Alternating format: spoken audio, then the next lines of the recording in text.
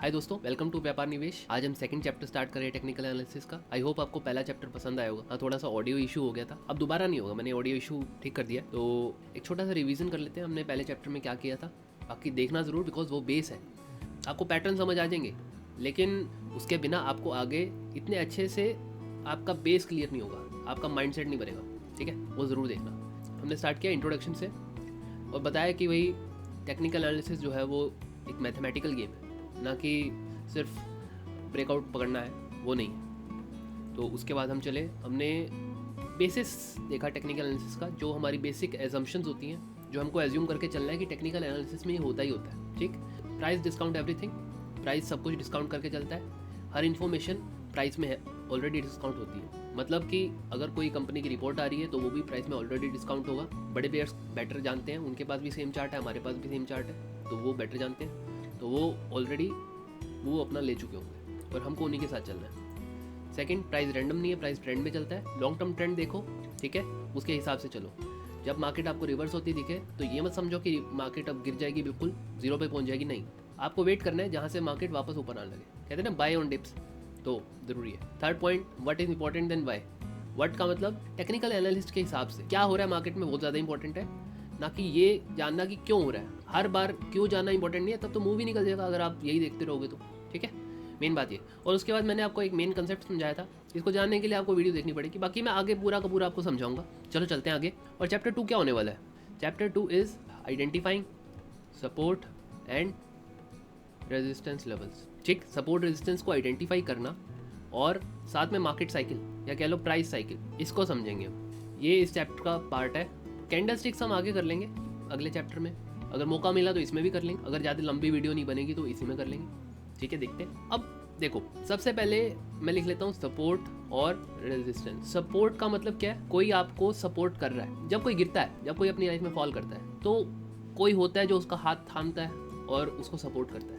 Support करता है, तभी वो दोबारा ऊपर उठ पाता है। प्राइस गिर रहा है, किसी ने यहाँ पर सपोर्ट किया, इस वजह से प्राइस वापस चढ़ने लग गया, इससे नीचे नहीं गिरा। रेजिस्टेंस मतलब किसी चीज़ को रेजिस्ट करना, मैं नहीं होने दूंगा। तो इसका मतलब क्या है? ये प्राइस ऊपर जा रहा है, पर यहाँ पर कोई ऐसा बैठा है जो कि प्राइस को ऊपर नहीं जाने दे रहा, कहता है कि बस तू यहीं तक था, यहीं तक सीमित रहा, तो वो प्राइस को और ऊपर नहीं जाने देता। पर इवेंचुअली कभी ना कभी प्राइस उस पॉइंट को क्रॉस कर ही जाता है, राइट? ये होता ही होता है, आपने हर जगह देखा होगा, चार्ट में भी देखेंगे हम। ठीक, पर how to identify these support and resistance levels.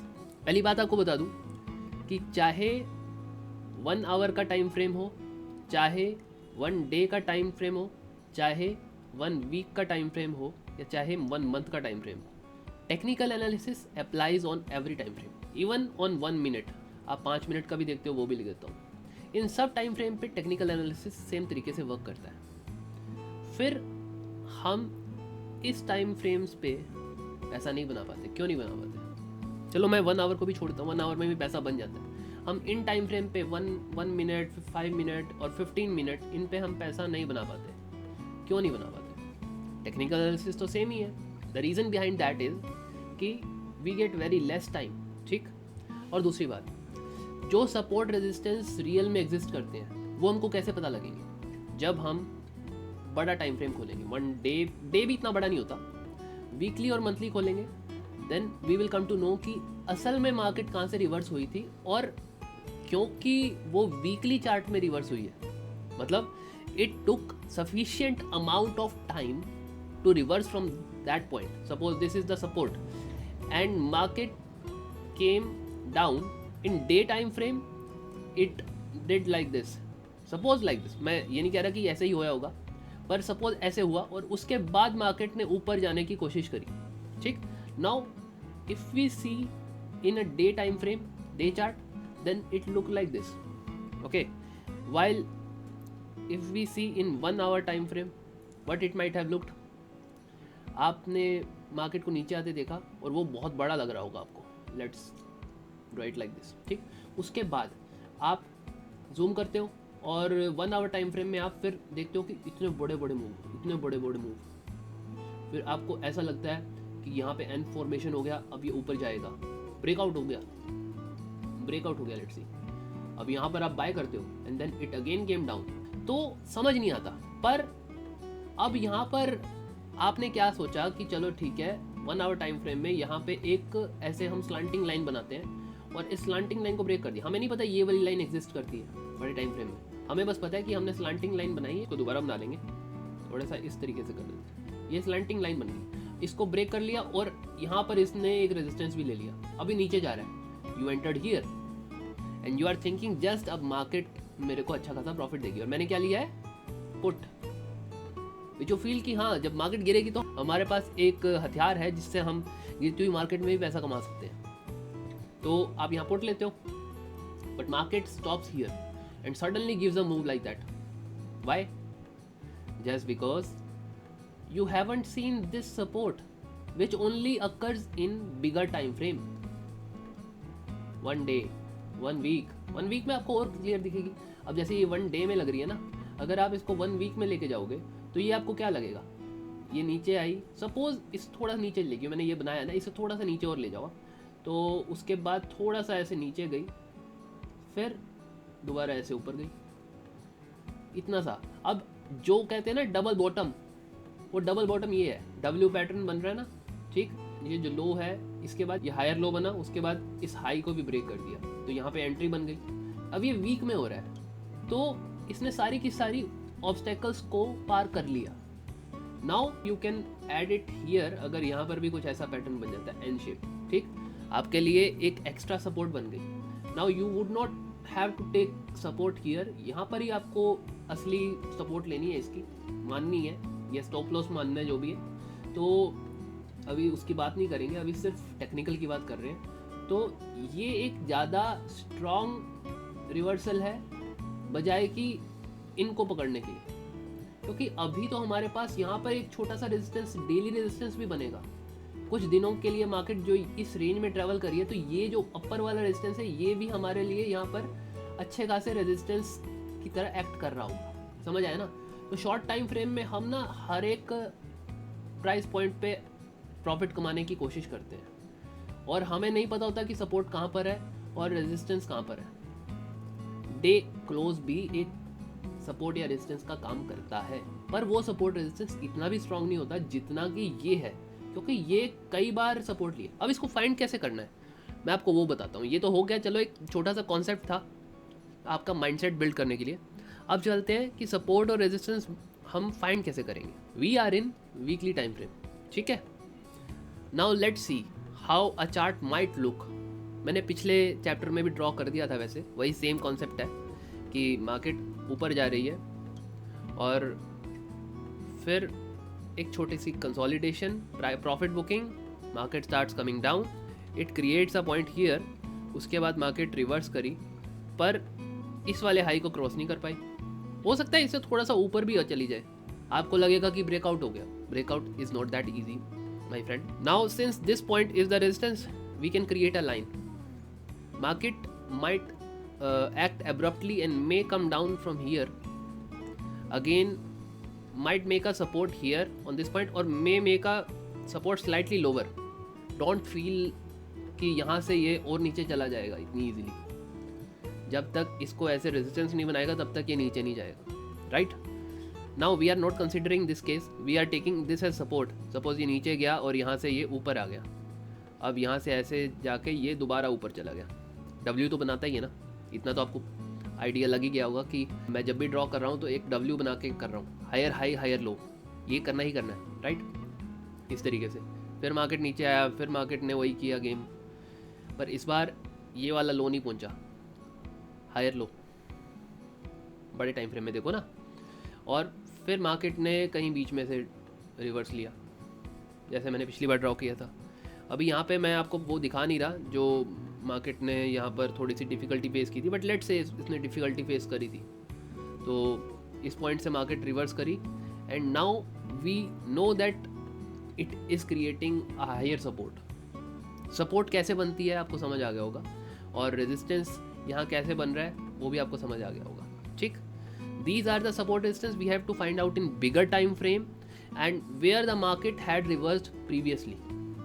हमको क्लोजेस देखने हैं, ठीक है, और देयर इज़ अनदर थिंग जो मैं आपको बताता हूँ, मार्केट कई बार ऐसे ऊपर जाके नीचे आती है, और वो कैंडल स्टिक की फॉर्म में कैसे होता है, either it creates this shooting star, जिसको आप शूटिंग स्टार बोलते हो, इस कैंडल को बोलते हैं शूटिंग स्टार।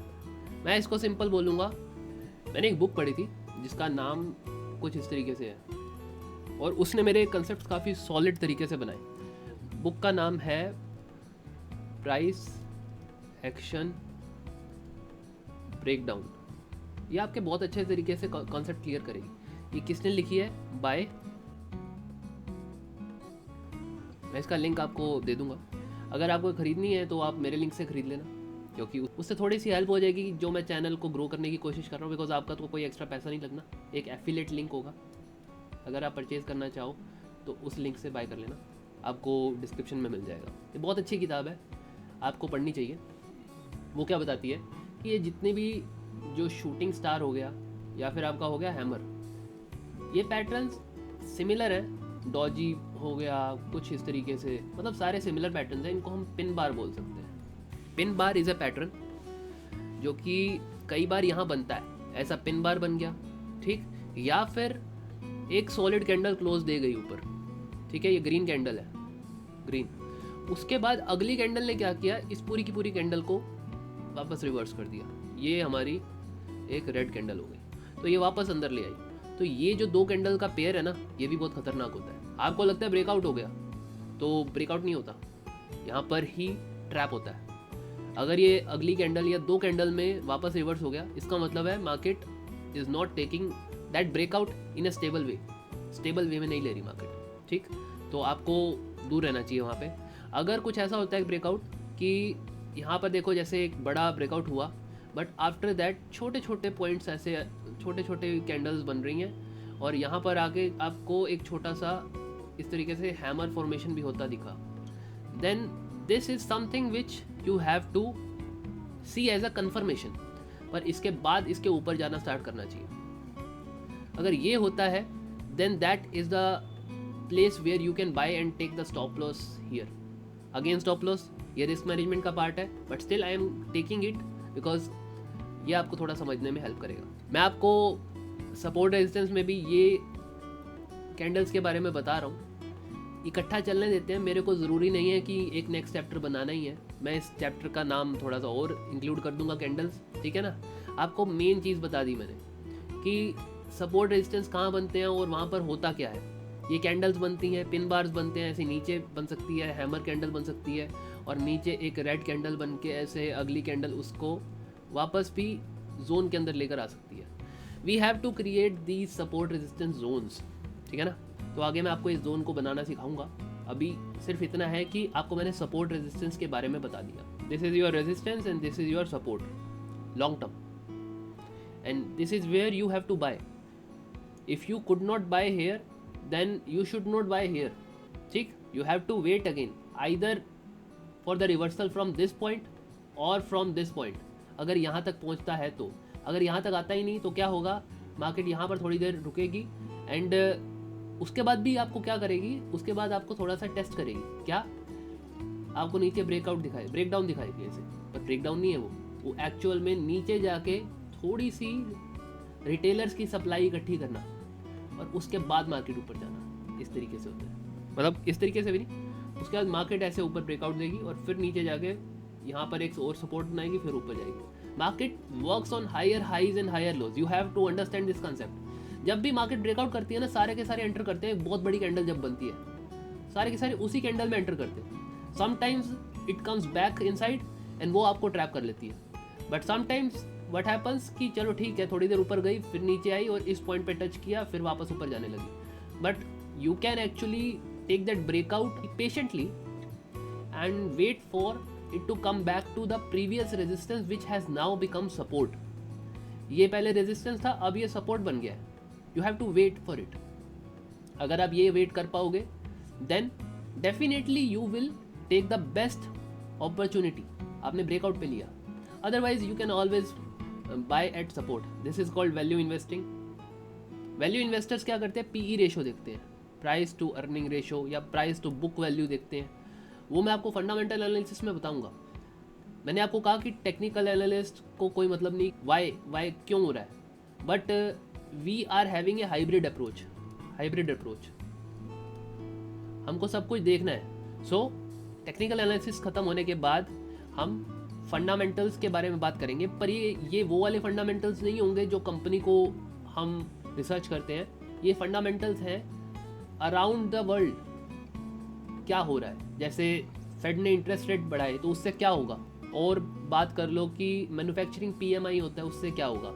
ये सब हमको डिस्कस करना ज़रूरी है, जानना ज़रूरी है। जब हम अपनी नॉलेज को बढ़ाएंगे, मार्केट को सिर्फ गेम के तरीके से नहीं देखेंगे। अभी हम सिर्फ गेम देख रहे हैं, technical analysis like a game, कि जब ऐसा हुआ तो ऐसा करना है, पर करना क्यों है।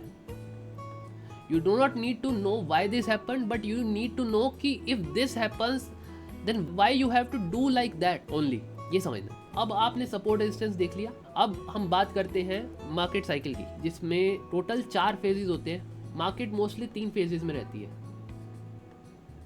This is first phase, then market start going up, in between it again makes a sideways move, then going up, then it make a big sideways move. Now it started coming down for a reason we do not know.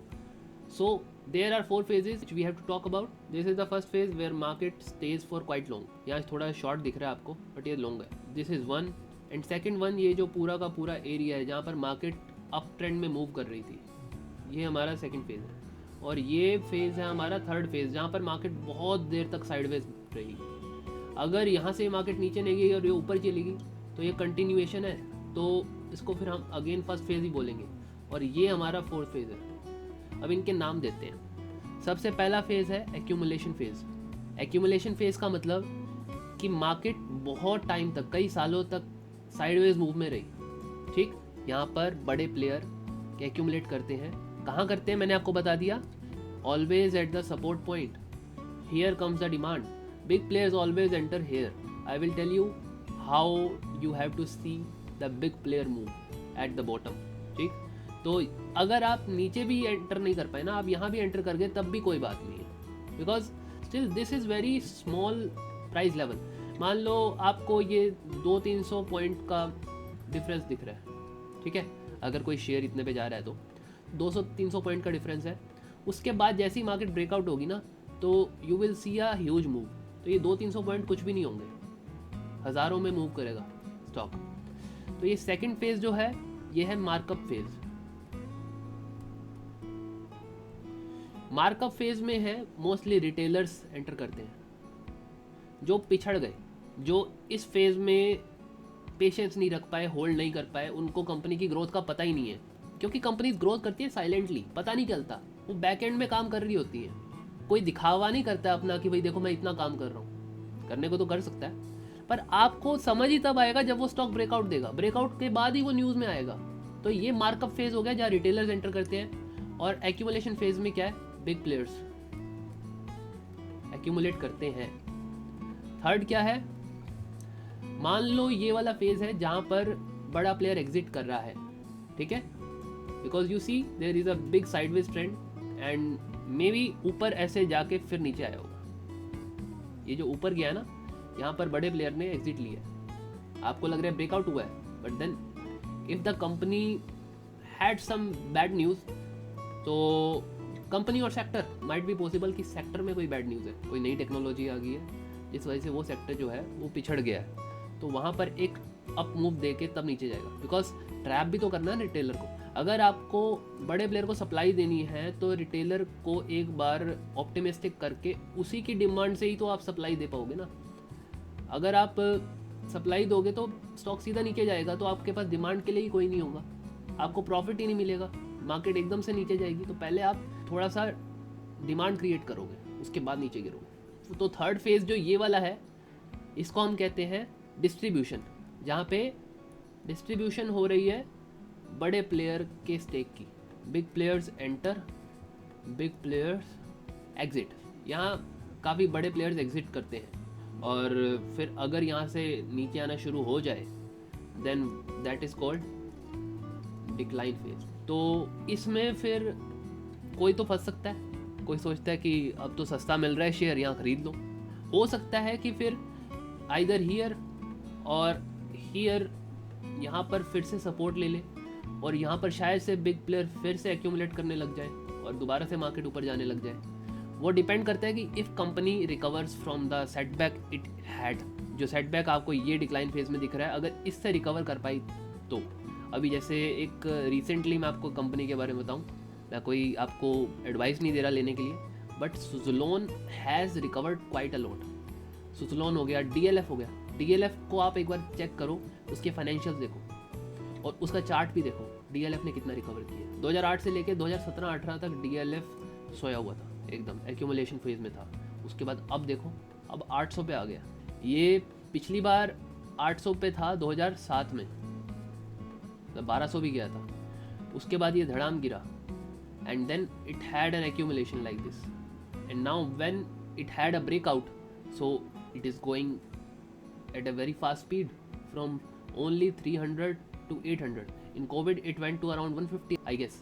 तो ऐसे होती है कि accumulation में जिसने इकट्ठा कर लिया तो आप गजब के बेनिफिट्स, गजब के प्रॉफिट्स उठा के जाओगे। 50-100 पॉइंट्स कुछ नहीं होते। आप अगर इसके डिफरेंस में भी ले लोगे ना 100-150 पॉइंट, 200 पॉइंट, जैसे टाटा मोटर है, ये डबल हो गया एक साल में। तो जिसने नीचे लिया होगा वो प्राइस अब वापस नहीं आने वाला easily, if there is no such fall like Covid और 2008 क्राइसिस। तो आप देख सकते हो कि कौन से फेजेस होते हैं और when you have to enter, when the big player is also entering, you have to find out the companies which are that good. वो हम फंडामेंटल एनालिसिस से कर पाएंगे, उसके बाद हमको एक्यूमुलेशन फेज देखना है। देखो फंडामेंटल एनालिसिस से भी हम कंपनीज को सर्च करके इन्वेस्टिंग कर सकते हैं, पर अगर हमें फिर भी टेक्निकल एनालिसिस का कीड़ा है तो हम टेक्निकल एनालिसिस में भी आएंगे और चार्ट भी देखेंगे, प्राइस भी बहुत कुछ शो करता है। तो अगर हम एक्यूमुलेशन फेज में एंटर कर पाए, एक्यूमुलेट कर पाए तो बहुत बढ़िया है, दिस इज स्ट्रेटेजी। उसके बाद जब मार्कअप होगा तो लोग हायर प्राइस पे एंटर कर रहे होंगे, हम ऑलरेडी अच्छी खासी क्वांटिटी यहाँ पर एक्यूमुलेट कर चुके होंगे। This is what the game is, positional trading. And when again there is some support resistance building here, तो लोग क्या करेंगे, यहाँ पर स्विंग ट्रेडिंग स्टार्ट कर देंगे। बट हमको स्विंग ट्रेडिंग नहीं करनी है, हमको यहाँ पर फिर एक्यूमुलेशन करनी है नीचे वाली support. This is the way. जब तक ऐसा हो रहा है तब तक keep on accumulating and you can not exit eight top, you do not know when such decline is coming. तो हो सकता है कि आप यहाँ से नीचे आने के बाद भी इसको टच करके वापस नीचे आने का वेट करो, तो आप इतना प्रॉफिट लूज कर सकते हो, because that would be around 40-50%। पर जो आपने इतना बड़ा मूव लिया है that would be around suppose 500 to 800%, ये भी मिल सकता है। Everything is possible. अडानी में लोगों ने लिया है प्रॉफिट, जिसको प्रॉपर गेम आती थी। This is the game. If you can do it in long term then no one can stop you from becoming a millionaire, I can guarantee. Just make your source of income from somewhere else, don't take market as the source of income. अगर लेना भी है तो पैसा आपके पास बहुत सारा होना चाहिए इन करोड्स, और at least above 50 lakh rupees, so that you can take market as income source too. जितना ज़रूरत हो उतना खर्चा करो, बाकी फिर आप अपने स्टॉक्स और परचेज कर लो। This is the only game you have to practise. After that I guarantee you will be profitable and with and some amount in your pocket in your net worth. I hope आपको आज का chapter अच्छा लगा होगा, और कोई भी doubt है तो आप कमेंट सेक्शन में पूछ सकते हो, और अपने सजेशंस या कुछ भी आप मुझे बोलना चाहते हो वो आप कमेंट्स में लिखो, ताकि मेरे को पता चले कि आपके मन में क्या चल रहा है, और मैं वो भी चीज़ अपनी अगली चैप्टर्स में इंक्लूड कर सकूँ। बाकी अगर कंटेंट अच्छा लग रहा हो तो लाइक कर दो और अपने दोस्तों से शेयर कर दो जिनको आपको लगता है कि इसकी ज़रूरत है, इससे हेल्प हो सकती है उनकी। और चैनल को सब्सक्राइब कर लो ताकि मैं थोड़ा सा और मोटिवेटेड होकर वीडियोज़ बना सकूँ और एनर्जी हो, और हम लोग एक कम्युनिटी की तरह आगे जाके ग्रो कर पाएँ। आज के लिए इतना ही, मिलते हैं अगली वीडियो में। जय भोलेनाथ।